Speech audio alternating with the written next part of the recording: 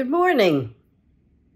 It's kind of a dreary day here in New York, but last night the city was active. I was walking along Times Square, and every square inch, pretty much, around 8th Avenue and 42nd Street was people walking to and from, God knows, restaurants, businesses, you name it. Some of us waiting for the bus, some of us heading for local subway transportation. It was a beautiful night.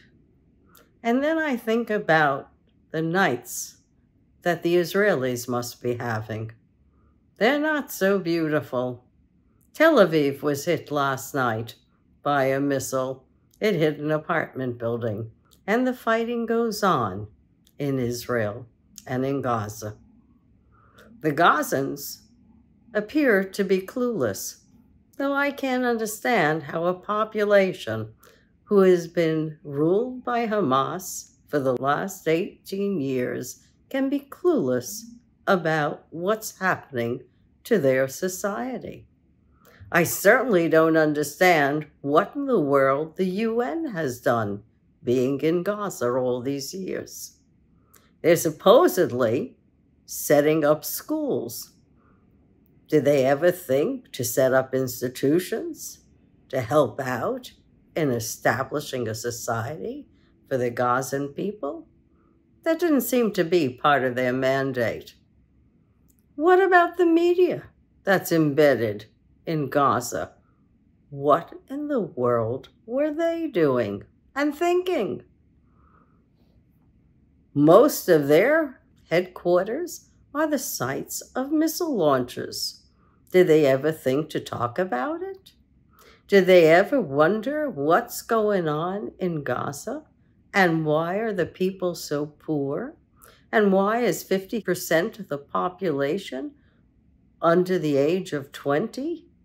And unemployment is higher than it was in 2005 when the Israelis left Gaza for good and washed their hands of it and left it in the hands of Hamas and Fatah and whoever else wanted to govern.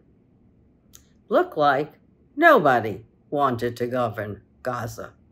All they wanted to do was make money for themselves, develop a war machine, create human shields, and I guess when they ran out of their own Gazan and Palestinian population as hostages, they then stormed into Israel.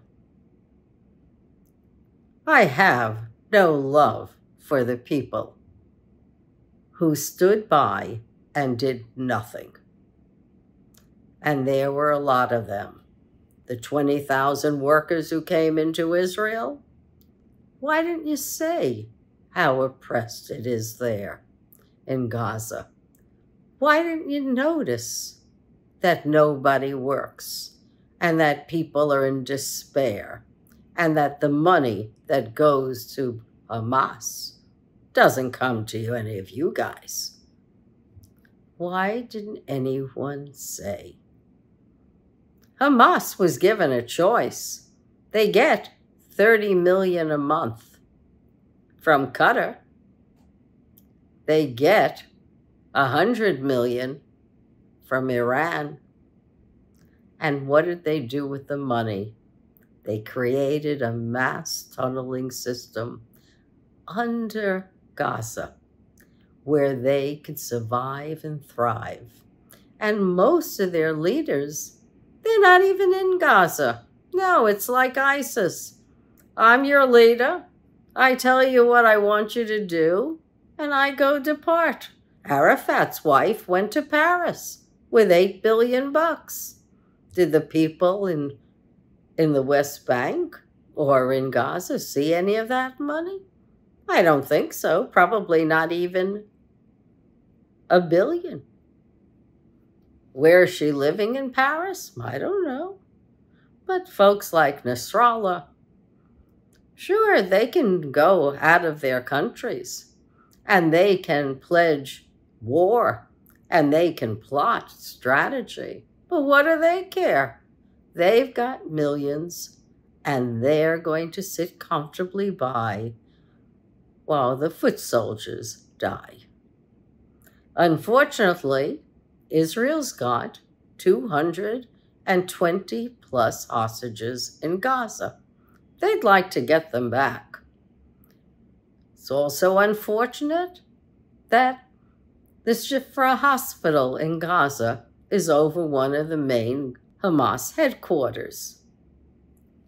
But certainly everyone who's part of the Gazan community and that Palestinian community, they know where everyone's located. They can start telling the truth. They can start getting out of their country, looking for asylum elsewhere, and pinpointing the problems. They're not doing it, but they can. Nobody stops them. They're not occupied by any force other than Hamas. And I guess Hamas decided this was such a good time to invade Israel, not because only of the political chaos that was there, but also because they thought they'd disrupt the Abraham Accords. That's really short-sighted thinking, since trade amongst all these nations, those though not legitimized, it's been ongoing. So Hamas is not that smart. Barbaric, yes. Have a great sense of media presence, as some people think. They capitalize on every situation. They've got fuel, 500,000 liters of it, so that they can keep going and keep bombing. They're in control of the desalination plants that are in Gaza. Israel only supplies 10% of the water there. They're still supplying a little bit of the water, but Hamas can be redoing the infrastructure, training the people how to use the infrastructure, training the media how to use the infrastructure, or the UN representatives. What in the world are they doing? They're not teaching the kids, because the kids don't seem to have a good education. And they're over 50% of the population. They're not teaching good governance, where you would have institutions and people wanting to take over government and form their own society. They say that all the money coming into Gaza came in from international aid. Well, it never went to the people. If I were part of the people, I'd be uprising. I'd be mad as hell. I wouldn't want to be a human shield. But nobody does anything, and they just point the finger and they say, I'm a victim. Well, you got a choice. You can choose to be a victim, just like you can choose to be ignorant. Somebody puts books in front of you, you can read. You don't choose to read, you don't choose to learn, then you can stay ignorant. No, Israel must do what it must do. They are making nightly forays into Gaza to see what's happening really on the ground and not totally relying on technology. But the technology is telling us a lot. And the lot is that under institutions that should be saving people's lives, Hamas is right underneath there trying to destroy everyone's life. Any word of where the hostages are? I haven't heard anything recently. That's quiet. But the UN, calling for more aid and how desperate the situation is, I think it's like calling wolf. Where have you been for the last 18 years? What have you done for the Gazan and Palestinian people?